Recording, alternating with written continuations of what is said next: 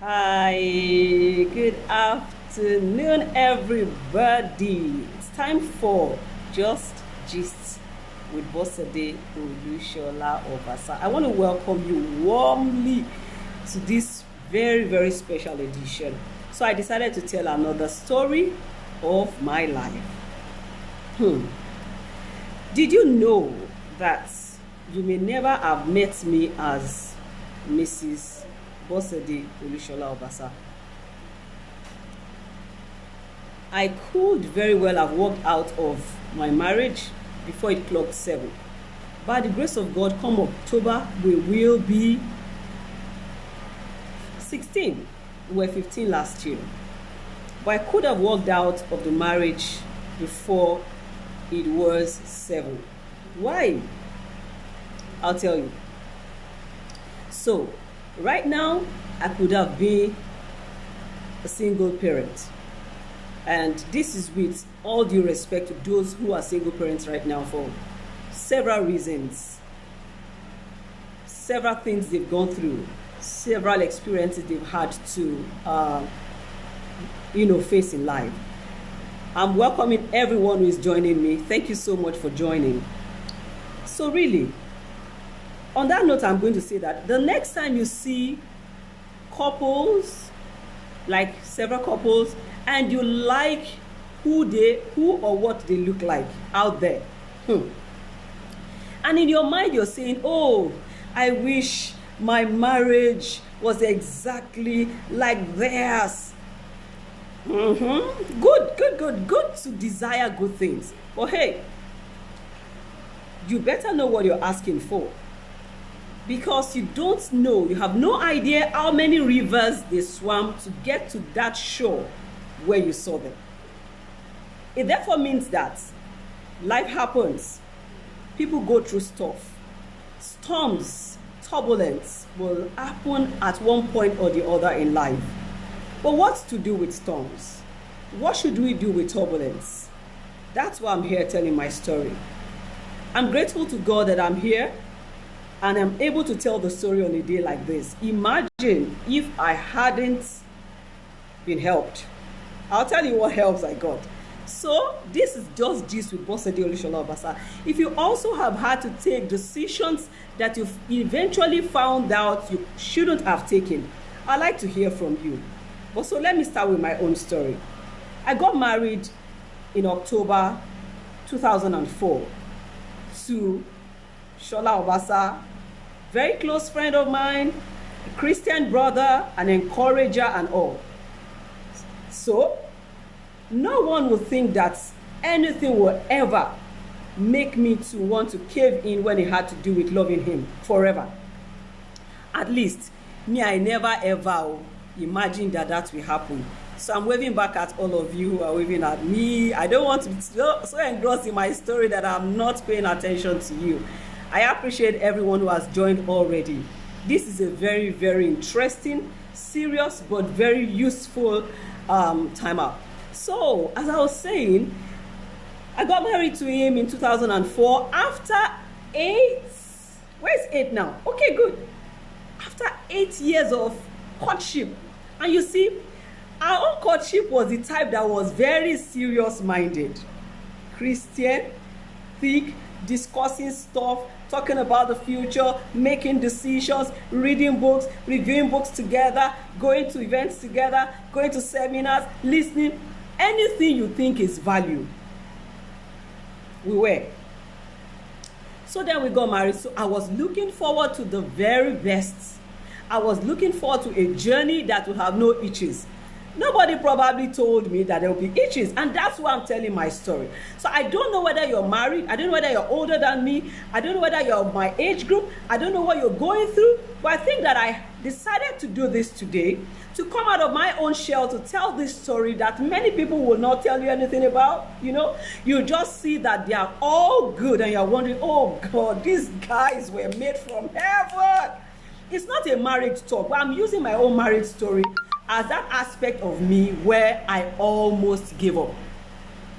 I don't know what your own aspect is. Maybe it's business, maybe it's career, maybe it's education, You are beaten and you are being hit on all sides, and you're wondering, me, I'm going to just storm out of this thing. Well, I was there.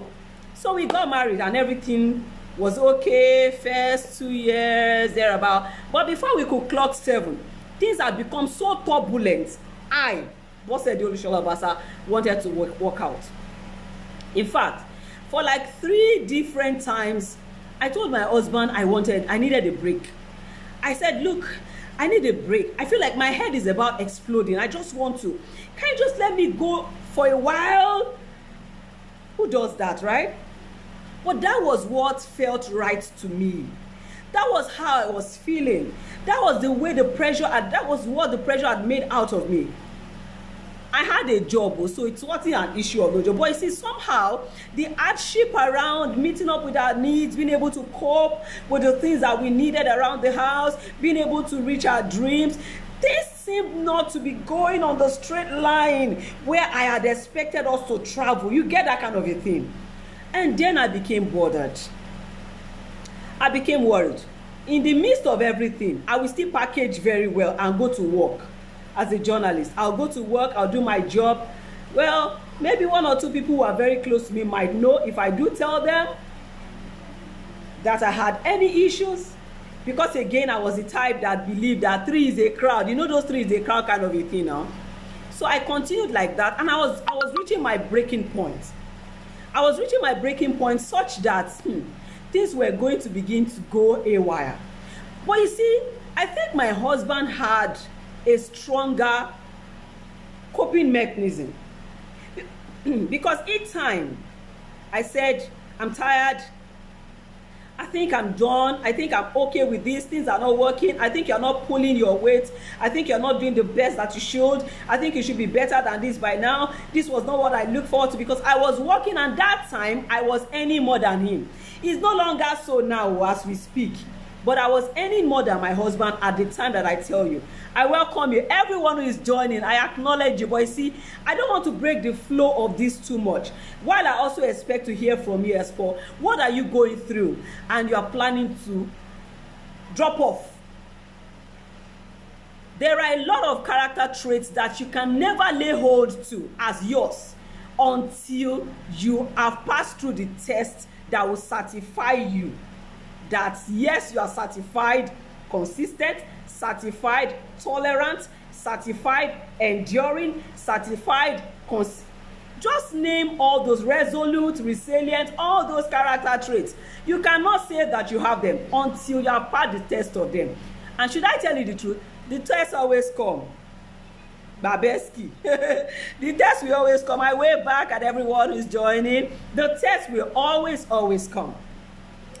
Forgive me for not mentioning names to acknowledge. I'm waving back at you, and this is very deep. So I decided to tell my story today, and I really desire and wish I would encourage someone. I never knew that. Yes, that's the truth. So we got married. He wasn't earning as much as I was earning. We weren't living the life I expected us to live. Before you crucify me, I am not the kind of woman who is materialistic. I'm not at all. In fact, I can be very comfortable with what I have. But in spite of all, I felt that no, this is below what is meant to be. And I felt that a lot was falling apart. Again, I took to the blame game. I began blaming him like no man business. If not for you, because of you, you made this happen, you made that happen. I wish you had done this. I wish you had done that. So I took to the blame game, and I became a master striker at it. You get what I mean?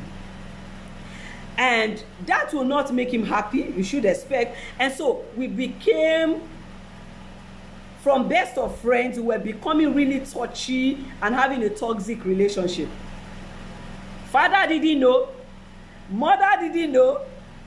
A lot of close friends didn't know. Because we still had the decency to keep things under wraps. But you see, that's what happens when you don't tell your children or the younger people the fact that life might at times hit them below the belt. Could we just be sincere enough to say some of these things so that people prepare their minds? I never ever. You may never totally prepare anyone because you don't know the version that their own battle will take. But at least you can tell them that, look, even when things get rough, they might get rough. When they do, please, could you just hold on and let God help you? Because I was going to throw in the towel, and my mom was going to hear later, my dad was going to hear later, everybody who liked or loved me was going to hear later. And maybe I would not have been able to be doing what I'm doing with you today. You get what I mean? Huh? So, the story changed even when I felt I was praying to God, I felt I was muttering some faithless words in and out of, oh God, like complaining, like praying, like faithlessness, and at a point my heart had become so hard. I felt like the best thing to do right now is just to storm out of here. Guess what my husband will always say? So each time we got to that point of the conversation, and I can make my case, journalist now, that oh no, this, that. He will just calmly look at me and say, Bose, is this what you really want? I remember hearing that question up to 3 times those seasons. I told you before the marriage clock 7, it was really, really stormy. And he will say, is this what you really want? Then he will say the next one. No matter what my own answer was, he will say, I already promised myself I'll never have a broken home. That's one thing he had I didn't have. He had a decision ahead of the home that he will never have a breakup. Thank you, Mr. Tosi. Thank you for joining. So he had that decision he would never ever have a broken home. Because he probably had not had the best of experience as a child growing up in the family where he grew, and he wanted to correct it by the way he would live his life. It wasn't like I had the best of examples to where I was coming from, waving back at all of you, but somehow I still felt that. And you know this thing about a lady who had started working before you met her, she's already a working class, maybe that was getting into my head. But I think it was much more of the strength of character I thought I had developed that I found out I didn't have.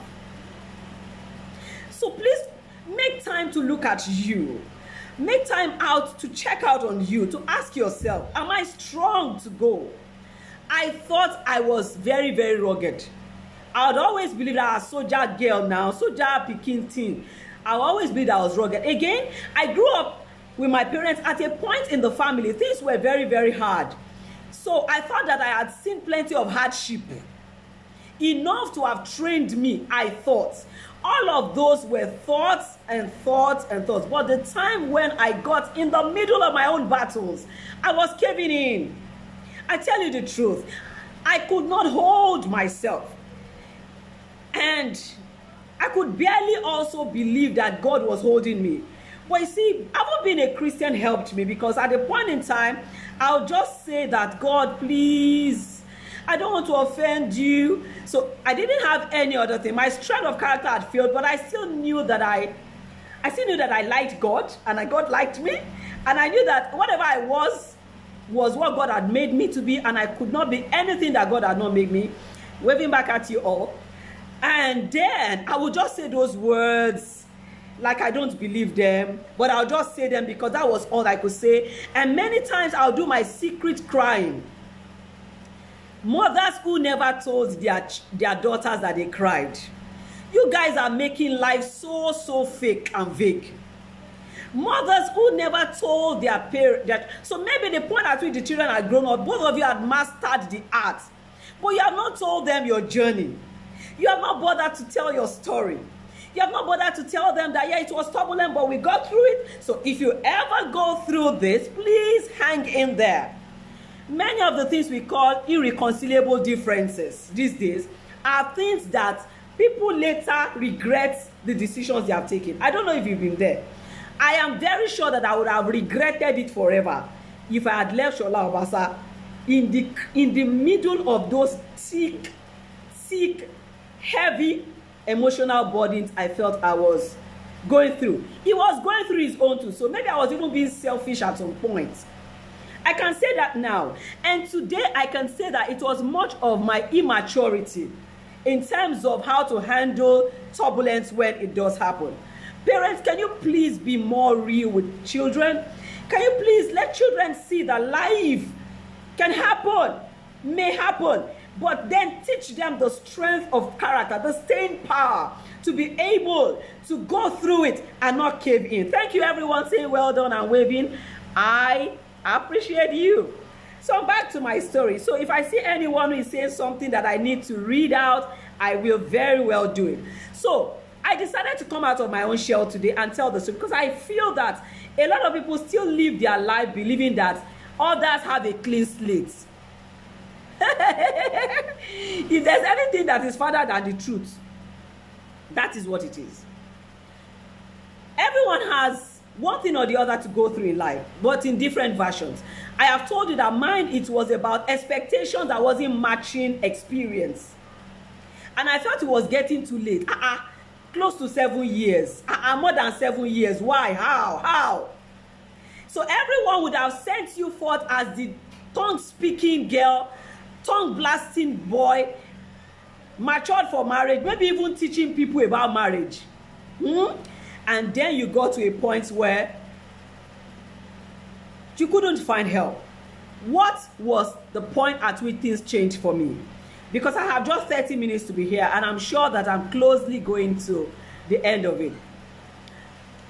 The point of it changed when I just felt, it just came to mind that in the multitude of good counselors, there is safety. I had to challenge that mindset that 3 is a crowd. I had to come to a point of knowing that when you when you have a need to be helped, you are better off asking for help in the right place than proudly staying with what you thought you knew and dying or losing your head. So what did I do? I began to speak to people who I knew could help, to talk to me, to talk to him. There were cases where they had to call both of us. He didn't like it at first. So I know, ladies, you will have that fear about the fact that he's going to get really mad at you if you ever said something to someone else. But which one is better? Say something to someone else and things turn like it has turned for us today. Or keep quiet, die, people killing themselves in marriage, those who were once best lovers and the rest of them. So I think that seeking counsel is a beautiful thing to do. But you must seek counsel from the right people. I spoke with 1, 2, 3 people, and then I began to find grace for a comeback. I began to come out of my own selfishness, and I began to see that, okay, this is my home, I don't have another. This is my husband, I don't have another, and I don't wish to have another. So maybe you'll be telling yourself that when you were saying you are going out, were you going into another person's arms? No. Going out to nowhere, just having a head that is full and telling myself that going out and get ventilation. But I'm sure it would have been a very, very, very, very wrong decision. Because I was taking a permanent decision based on a temporary circumstance. Never take a permanent decision based on a temporary circumstance. It usually will breed regrets. Those kind of regrets you can't tell anybody about. You're just feeling it inside. And it has a way of killing you gradually. What then is the thing I want to say today as I begin to wrap up? You are aware that I train right now in character development. I have not always had it. Even now, I'm still a student in the School of Character Development. So what I do is I host tutorials to help willing learners like myself to learn while I also learn and become better. You get it now? You know the tutorial thing where you're in school. That is the way I see myself. I'm not an expert in this. I am a learner and I'm a forever learner. So what changed for me? I began to pick the things I was learning from those who told me that this is not totally out of place. It does happen. It can be better. Things can turn. For the first time, I had a clear head that it could turn. Honestly, formerly, I could not see better. I could not see clearer. My eyes were clouded and beclouded by the things that were happening, and I just wanted to see change now or. Plus the fact that I could no longer freely pray for my husband or feel for him because I felt he was the cause of everything. How true can that be? Something that involves two people, but I didn't know. So if I had made the decision then, and if he had allowed me, or if he had said, okay, good radiance, bye Gary, well, things would have been different today, and I'm sure it would have cast aspersion on even the project that I'm having to run right now, that all of you know about. So what has it been on your side? Have you ever had to take a decision that you later regretted? So let me see what I have here from Mr. Bumi. Oh, sorry, I don't want to pronounce your name wrongly. Okoigi. Okay, he said, that's really bad and immature of most women. They are only happy in the home when the man is up and doing. But when there is a little challenge in the family, they find it difficult to hold on. It's not only women, my dear brother. It's not only women at all. Everybody feels a strain. Everybody feels a strain. But what we are talking about here is that we all need to learn to hold on. See, the world is full of people that have regrets. Regrets they cannot share with anyone. Wishes about what they could have done better. So we have people who wished they had done things better, or they had responded to an issue better. We have people who wish that they stretched themselves slightly further and refused to cave in when there was an issue. Remember, this is not all about marriage. This is about having the staying power, the character strength to hold on when things are tough, knowing that only tough people will last. Tough times will not last forever. The story I'm telling you now, I'm telling you as a past tense. It's no longer the issue. I don't know if you get what I'm saying. So if it could turn, it didn't look like it would turn. It didn't look like things were going to be better. I was working, so I was an active participant in the home. I'm not talking about me as a woman that folded my hands and was watching. No, but I was mad about the person that I knew about him. I said, no, this is not the person that I know about you.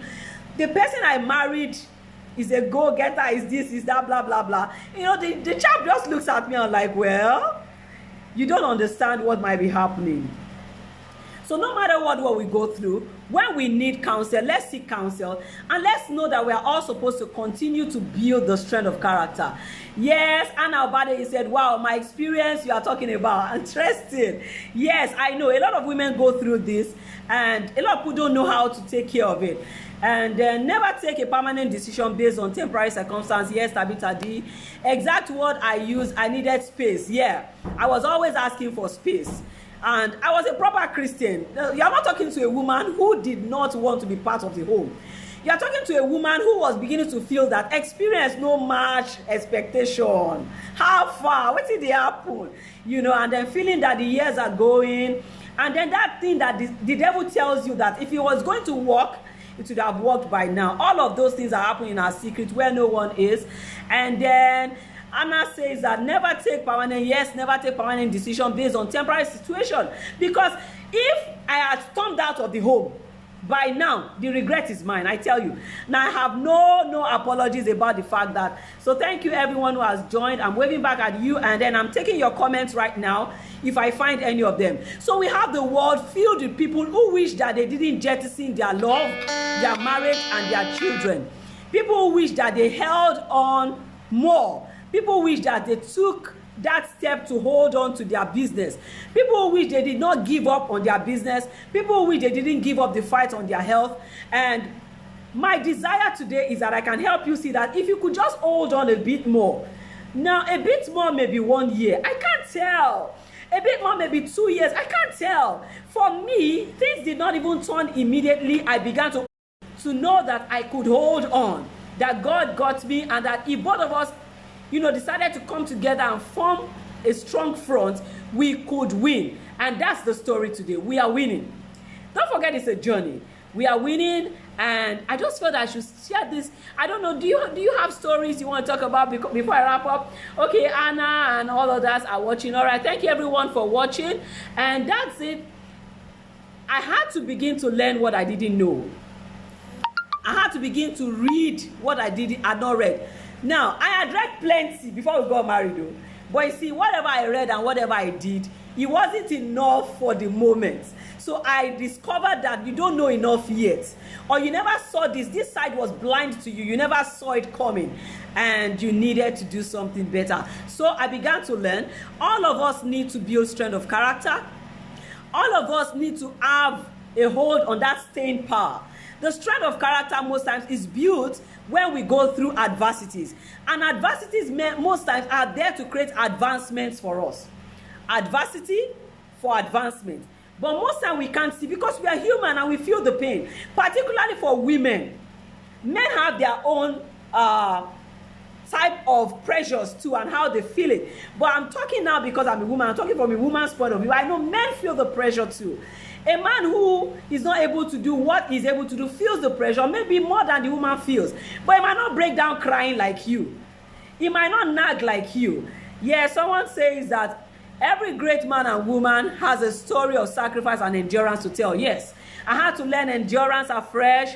I had to learn a lot of things afresh. I had to tell myself that this is worth doing. And another thing I will tell you is when you come to those moments, try to cast your mind back. So I'm giving you points of recovery now. Number one, speak to a counselor.